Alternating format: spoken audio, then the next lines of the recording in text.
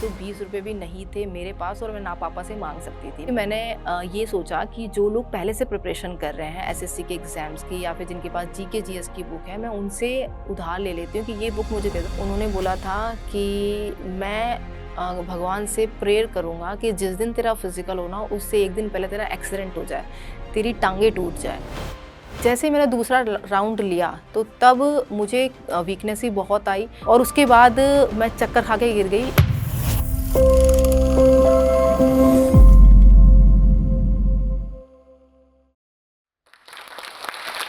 किसी भी स्टोरी की शुरुआत किसी अचीवमेंट से नहीं होती है। उसके पीछे छुपी हुई परेशानियों से होती है, मुश्किलों से होती है और मेरी कहानी की शुरुआत भी उन्हीं मुश्किलों से आती है। मेरा नाम ऋतु प्रजापति है, मैं दिल्ली पुलिस में कांस्टेबल हूँ और आज लाखों लोग मुझे सोशल मीडिया के थ्रू जानते हैं। तो मेरी फैमिली बिजनौर यूपी से बिलॉन्ग करती है और मेरे फादर की जॉब थी जो कि प्राइवेट जॉब थी और कोटा में वो जॉब करते थे और हम लोग वहीं पर पढ़े लिखे हैं कोटा राजस्थान के अंदर। और मेरी लाइफ में सब कुछ ठीक चल रहा था, फैमिली के बीच में भी। लेकिन सबसे बड़ी जो सिचुएशन हमारे सामने आई, वो आई थी जब मैं 10th क्लास में थी। एग्ज़ाम आने थे बोर्ड्स के एग्ज़ाम्स और पापा की जॉब चली गई थी। तीनों बहन-भाइयों का खर्चा चलाना पापा के लिए बहुत ज़्यादा मुश्किल हो चुका था क्योंकि जॉब चली गई थी, एक प्राइवेट जॉब जो कि 10-12 हज़ार पापा उस कंपनी में कमाते थे। वो जॉब चली गई थी, साथ में पापा कहीं ढूँढ भी रहे थे जॉब तो पापा को मिल नहीं रही थी। पापा को एक दुकान पर काम करना पड़ा। पापा ने और मम्मी ने मिलकर यही डिसीज़न लिया कि नहीं हम लोग कोटा में ही रुकेंगे। तो हम लोगों ने पढ़ाई अपनी कंटिन्यू रखी। जब 12th के बाद मुझे आईआईटी के लिए प्रिपरेशन करनी थी, पापा मान गए थे। पापा ने उधार लेकर के 2 लाख का कहीं से अरेंज किया था और उन्हीं पैसों से फीस भर के पापा ने मुझे पढ़ाया कि ठीक है तू अपना सपना पूरा कर। अब जेईई मेंस तो मेरा क्लियर हो गया था और उसके बाद एडवांस में अपीयर होना था। एडवांस भी मेरा जस्ट क्वालिफाइंग नेचर ही था। मुझे केवल इतना ही स्कोर मेरा आया था कि मैं बस जस्ट क्वालिफाइंग ही उसको कर पाई। उस टाइम पर पापा की कंडीशन और भी ज़्यादा बुरी हो चुकी थी। बहन थी मेरी वो भी पढ़ रही थी और साथ में जो मेरा भाई है वो भी पढ़ाई कर रहा था। साथ में हम लोग रेंट के रूम में रहा करते थे जहाँ पर एक ही कमरा था और उस कमरे का हमें गुज़ारा करना था। उसी में खाना-पीना था, उसी के अंदर हमारे स्टडी थी और रिलेटिव्स का आना-जाना। रात भर जग के मैं पढ़ाई करा करती थी लेकिन आईआईटी एडवांस से मेरा सिलेक्शन नहीं हो पाया था। कॉलेज नहीं मिल पाया था और जिन कॉलेजेस में सिलेक्शन हो रहा था उनकी फीस इतनी हाई थी कि पापा उसको अफोर्ड नहीं कर सकते थे। उसके बाद किसी ने मुझे सजेस्ट किया कि आप गवर्नमेंट फील्ड में आओ। तो स्टार्टिंग में मुझे जॉब चाहिए थी, चाहे चाहे कोई-सी भी जॉब हो, मुझे बस मैंने 12th किया हुआ था, मेरे पास 12th ही था, जिसका सर्टिफ़िकेट था और उसी के बेस पे मुझे जॉब लेनी थी। तो सबसे पहले मेरा एग्ज़ाम क्लियर हुआ, मैंने ऑनलाइन स्टडीज़ करी जो भी मिला मुझे जहाँ से भी जो भी फ्री क्लासेस मिलते थे ऑनलाइन। अब एक गवर्नमेंट जॉब के अंदर मुझे सबसे ज़्यादा जो ज़रूरत पड़ी वो एक जीके जीएस की बुक की पड़ी थी और उस टाइम पर मुझे आज भी याद है ₹120 भी नहीं थे मेरे पास और मैं ना पापा से माँग सकती थी। मैंने डिसाइड कर लिया था कि पापा से अब कुछ नहीं लेना है। केवल ₹120 तक भी मैं अफ़ोर्ड नहीं कर पा रही थी। वो भी मैंने ये सोचा कि जो लोग पहले से प्रिपरेशन कर रहे हैं एसएससी के एग्ज़ाम्स की या फिर जिनके पास जीके जीएस की बुक है, मैं उनसे उधार ले लेती हूँ कि ये बुक मुझे दे दो, आपने तो यूज़ कर ली। उसके पीछे लोगों ने काफ़ी चीज़ें लिख रखी होती थी, जो छोटे-छोटे कॉलम बचते थे ऊपर या बुक्स के नीचे, मतलब पूरा उसका कबाड़ा-सा कर रखा था। वो बुक भी मैं अगर मुझे मिल जाया करती थी, मैं बहुत खुश होती थी कि ठीक है, मैं इसी में से पढ़ पढ़ लूँगी। और उसके बाद मैंने जीके जीएस और बाकी भी जो सिलेबस था वो करा 3 महीने के अंदर फिर रेलवे टेक्नीशियन का एग्ज़ाम था जो कि मेरा फर्स्ट एग्ज़ाम था जो क्लियर हुआ। उसके 3 एग्ज़ाम होते हैं, तीनों मेरे क्लियर हो गए थे लेकिन उसकी फाइनल मेरिट लिस्ट में मैं फिर से आउट हो गई थी। सेटबैक सा थोड़ा-सा मिला कि पहला एग्ज़ाम दिया गवर्नमेंट में, क्या मैं ऐसे ही फेल होती चली जाऊँगी? ये सारी चीज़ें मुझे फ़ील हुई थी उस टाइम पे। लेकिन फिर उसके बाद मेरा आरपीएफ का एग्ज़ाम निकला था, जिसका फ़िज़िकल के लिए मुझे केवल 1 महीने का टाइम मिला था और मुझे फिर से कुछ समझ में नहीं आ रहा था कि मैं कैसे इसका फ़िज़िकल करूँ क्योंकि कभी दौड़ी नहीं कभी ट्रैक पे, कभी 400 मीटर का ट्रैक भी नहीं किया था। लेकिन फिर भी फैमिली ने उधार फिर से वापस से पैसे लिए और कपूरथला मेरा फ़िज़िकल का सेंटर आया था। कोटा से हम लोग कपूरथला गए, 5-6 हज़ार रुपए उसमें भी खर्च हुए थे। तो वहाँ से मैं वापस से फ़ेल होकर के आई थी फ़िज़िकल के अंदर, 400 मीटर की रनिंग तक भी मुझसे नहीं हो पाई थी। और उस दिन जब हम लोग आ रहे थे तब भी मैं मन के अंदर मेरे मेरे पापा और मेरी मम्मी मुझे बहुत मोटिवेट कर रहे थे कि कोई बात नहीं, एक एग्ज़ाम ही तो आपका खराब हुआ है, दूसरे में आपका सिलेक्शन हो जाएगा, लेकिन मेहनत कंटिन्यू रखते रहो। और उसी बीच के अंदर फैमिली से भी उनको पता लग जाया करता था कि इस एग्ज़ाम में रह चुकी है, तो उन लोगों का तो कहना ये रहता था कि इसका एग्ज़ाम ही क्लियर नहीं हुआ होगा, ये झूठ बोल रही है कि इसका एग्ज़ाम क्लियर हो चुका है और इससे नहीं होगा, इसकी शादी करवा दो और जो भी दहेज के पैसे हैं, छोटा-मोटा आप लोग इकट्ठा कर सकते हो या फिर इसको बोलते थे कि ट्यूशन पढ़ाना शुरू करो, 2-4 हज़ार रुपए आएँगे मंथली, अगर तुम 4,000 भी कमाओगी, 5,000 भी कमाओगे, तो तुम्हारा कम से कम शादी तक के लिए तो कर पाओगी। ये सारी बातें कंटिन्यू चलती रहती थी, जो भी स्ट्रगलिंग टाइम था उसके बीच में। और फिर मुझे लगा कि क्यों मेरा फिज़िकल नहीं निकल पा रहा है? तो उसकी जो मेन वजह थी, हमारे पास सच में कोई डाइट ही नहीं थी कि एक दूध पीने के पैसे होते हैं ना, मैंने कभी दूध ही नहीं पिया था उससे पहले।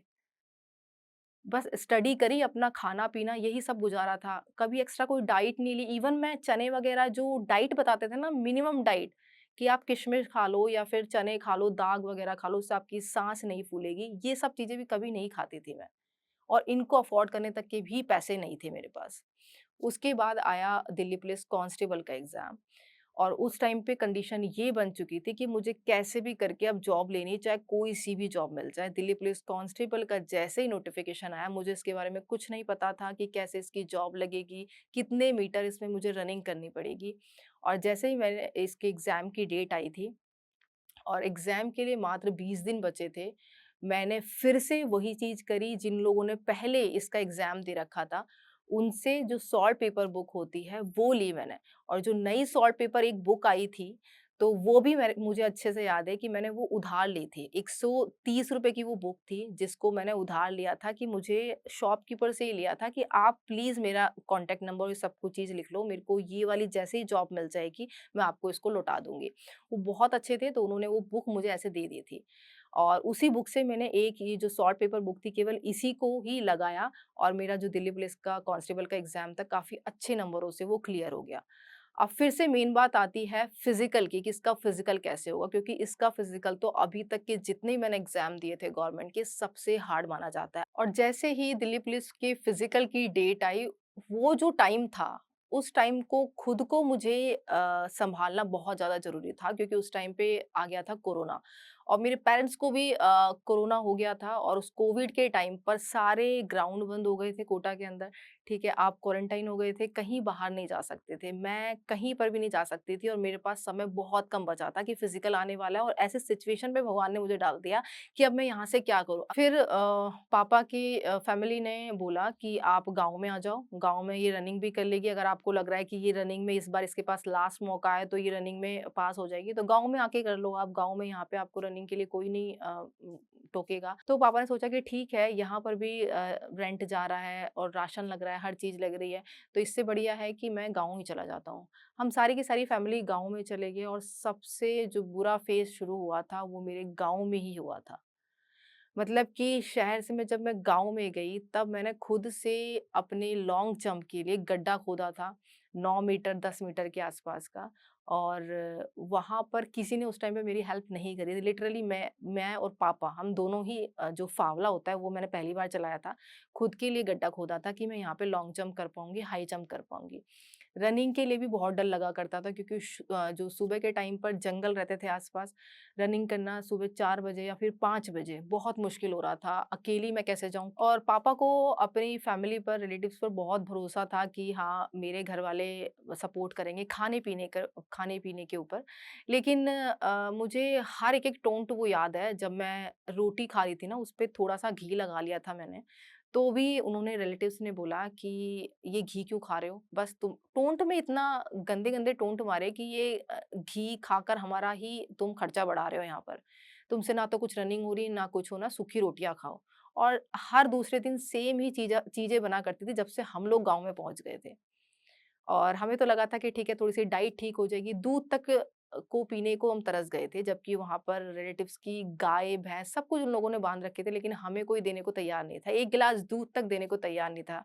कहते थे कि लाओ पैसे दे दो और पैसे से पीछे वाले जो लोग हैं, उनसे लेकर हम आपको दे देंगे। ऐसी-ऐसी बातें बोला करते थे, तो डेली रात को मैं पूरे दिन भर मेहनत करके थक तो जाया करती थी, रात को रोकर ही सोया करती थी।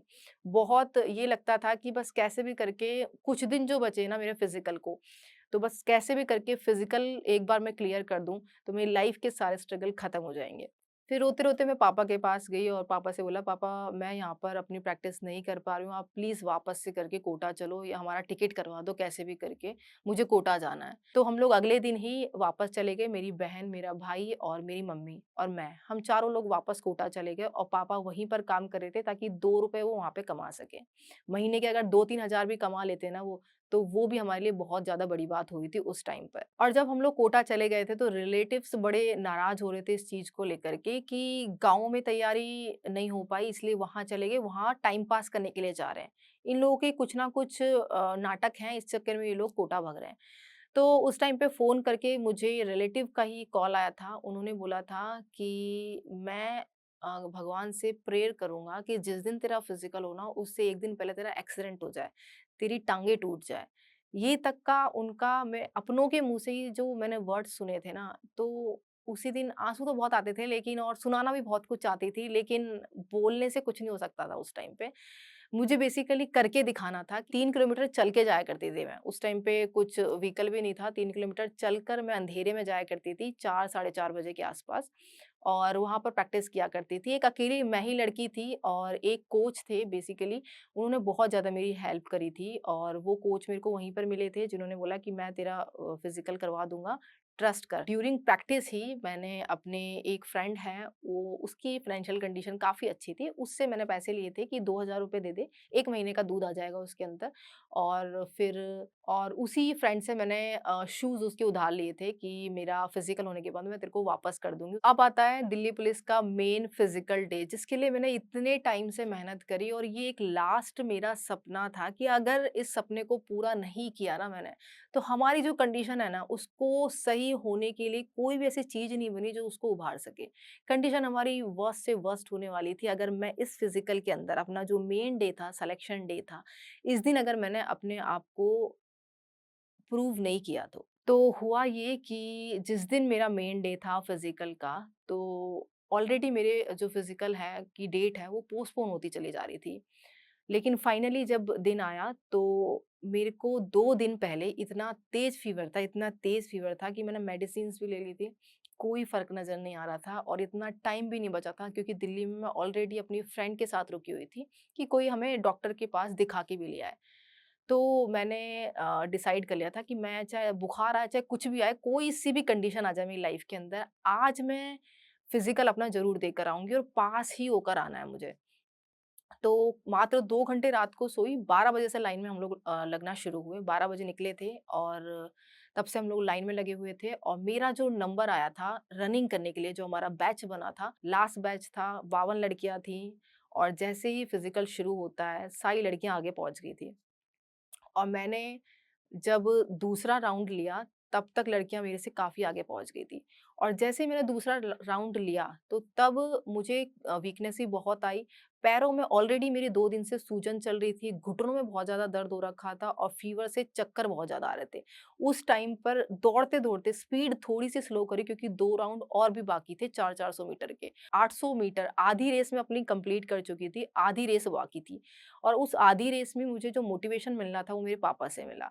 मैंने आँखें बंद करके धीरे अपनी चाल करी और पापा को याद किया कि पापा की जो कंडीशन है या तो ये लाइफ टाइम रह जाएगी और हम आज जो मैं इस ग्राउंड में आई हूँ ना, मुझे ये जो लास्ट मौका मिला है, शायद मुझे कभी दौड़ने का मौका भी नहीं मिल पाएगा। तो जो भी कंडीशंस थी, मैंने उस टाइम पर अपने अंदर जितनी भी मुझे पावर मिल सकती थी, मोटिवेशन मिल सकता था, सब कुछ लेने की कोशिश करी और उसके बाद मैंने बहुत ज़्यादा स्पीड में रनिंग करी और मेरा जो टाइम आया था वो 7:19 आया था, जो कि मेरा कभी ग्राउंड भी प्रैक्टिस ग्राउंड में भी नहीं आ पाया था। और उन 52 लड़कियों में से जो मेरी पोज़ीशन आई थी वो 7th पोज़ीशन आई थी 7:19 के टाइमिंग के साथ और मुझे नहीं पता था कि मैं पास हो गई हूँ, फेल हो गई हूँ, लेकिन मेरे अंदर जितनी जान थी मैंने उतनी पूरी जान लगा दी थी बस पापा को याद करके। और उसके बाद मैं चक्कर खा के गिर गई, एक साथ में और फ्रेंड थी तो उसकी भी रनिंग पास हो गई थी। उसने उठाया, 1 घंटे तक मुझे कोई होश नहीं था। सब लोगों के फिर जो-जो पास थे नाम लिए गए कि पास वाले इधर बैठ जाओ, फेल वाले इधर बैठ जाओ। मैं उठ कर के चक्करों में ही मेरी जो फ्रेंड थी उसने मुझे उठा कर के अपने पास वाली लिस्ट में रखा। उसके बाद 1 घंटा तक मुझे कोई होश नहीं था कि मैं पास हूँ या फिर फेल हूँ। फिर आता है लॉन्ग जंप का। लॉन्ग जंप में 3 चांस मिलते हैं, तीनों में से 2 चांस मेरे खराब हो गए थे, क्योंकि कंडीशन बहुत ज़्यादा बुरी हो रही थी। मैं स्पीड भी नहीं पकड़ पा रही थी और उल्टी जैसा मेरे को बहुत ज़्यादा फ़ील हो रहा था। लेकिन फिर जो लास्ट टाइम था, फिर से मैंने वही मोटिवेशन याद किया और पापा की कंडीशन देखी और यही सोचा कि ये आखिरी मौका है, इसको मैं गँवा नहीं सकती। वरना करी-कराई मेहनत पे पूरा पे पानी पानी फिर जाता अगर मैं उस लॉन्ग जंप में हार जाती तो। फिर जो लास्ट ट्रायल बचा था मेरे पास, लास्ट अटेम्प्ट बचा था, उसमें मेरा लॉन्ग जंप 1 फीट एक्स्ट्रा ही हो गया था। तो तब मेरे लिए क्लैप भी बची थी क्योंकि मेरी कंडीशन थी नहीं कि मैं जो लॉन्ग जंप है उसको कर पाऊँ। उसके बाद हाई जंप आसानी से हो गया था और उसके बाद मुझे होश आया कि हाँ, मैं फाइनली फिज़िकल है जो दिल्ली पुलिस का, वो क्लियर कर चुकी हूँ और फाइनली मुझे पता था मेरा स्कोर काफ़ी अच्छा है, तो मेरी मेरिट लिस्ट में नाम आ जाएगा। तो मुझे लग रहा था कि बस अब मैं वर्दी पहनने वाली हूँ। और फिर कुछ महीने बाद दिल्ली पुलिस कांस्टेबल का रिज़ल्ट भी आ गया और मेरा उसके अंदर नाम भी था। बहुत ज़्यादा खुशी हुई थी और फैमिली को भी और मेरे पापा ने खुशी-खुशी में सबको बता दिया था, रिलेटिव्स को भी, जो लोग ताने मारते थे। तो पापा ने बड़े प्राउड के साथ बताया कि रितु की जॉब लग चुकी है। और मैं चाहती थी कि जिस हालातों से मैं निकल कर आई हूँ और जिन कंडीशंस का मैंने सामना किया है, तो ऐसे और लोगों को ना करना पड़े, एक सही गाइडेंस उनको मिल सके। तो मैंने अपने यूट्यूब की शुरुआत करी और मुझे सच में नहीं पता था कि उस छोटे से चैनल से आज मेरे लाखों सब्सक्राइबर भी हो जाएँगे और लाखों लोग मुझे जानेंगे भी। यूट्यूब भी हो गया और अच्छी जॉब भी लग गई और सोसाइटी में भी अच्छा रेपुटेशन हो गई और सब लोग मुझे अच्छे से ट्रीट करने लगे। मेरे पेरेंट्स को अच्छे से ट्रीट करने लग गए थे और जॉब के 1-2 साल बाद मतलब 2-3 साल के बाद शादी के लिए लड़का जैसे ढूँढना शुरू करा, मुझे देखने के लिए लड़के वाले आए। और उनकी फैमिली कंडीशन बहुत अच्छी थी, फाइनेंशियली वो लोग बहुत स्ट्रॉन्ग हैं और लेकिन मुझे उनके सामने जाने से इसलिए डर लग रहा था कि कहीं वो लोग दहेज की बात ना कर लें। लेकिन मैंने अपने हस्बैंड से हमें जो 2-3 मिनट का टाइम मिलता है बात करने का, उस टाइम पे मैंने उनसे बोला था कि आपको केवल मैं ही मिल सकती हूँ। अगर आपको मुझे लेना है, तो ही आप इस रिश्ते के लिए हाँ करना, अदरवाइज़ आप मना कर सकते हैं। तो उन्होंने बोला कि आप टेंशन मत लो, हमारी ना तो फैमिली ऐसी है और ना ही ऐसी सोच है। फिर वही हुआ और लगन वाले दिन मेरे हस्बैंड ने मात्र ₹1 शगुन का लिया और उस टाइम पे मेरे पापा के आँखों में भी आँसू थे और जो पूरा रिलेटिव जो आज तक हमें बोलते आए हैं कि दहेज तो फिर भी देना पड़ेगा, दहेज तो फिर भी देना पड़ेगा। उनके हाथों से मैंने पहली बार ताली बजते हुए देखा था। जब वो उन लोगों ने तालियाँ बजाई थी मेरे हस्बैंड के लिए और मुझे भी बहुत प्राउड फ़ील हुआ था। मेरे हस्बैंड का यही कहना था कि मुझे केवल एक काबिल लड़की चाहिए थी। आज के टाइम पर हर इंसान को काबिल बनना चाहिए, पढ़ाई बहुत ज़्यादा इम्पोर्टेंट हो चुकी है और पढ़ाई के साथ-साथ भी आप लोगों को डेडिकेट होकर के, ऑनेस्ट होकर के मेहनत करनी होगी तभी जाके सिलेक्शन होगा। जोश टॉक पहला मेरी लाइफ़ का प्लेटफ़ॉर्म है जिसने मुझे हिम्मत दी आज खड़े होकर के यहाँ पर लाखों लोगों तक अपनी आवाज़ पहुँचाने के लिए और सपोर्ट करने के लिए कि आप अपनी जो कहानी है इंस्पायर कर सकते हो लाखों लोगों को। तो thank you for this platform.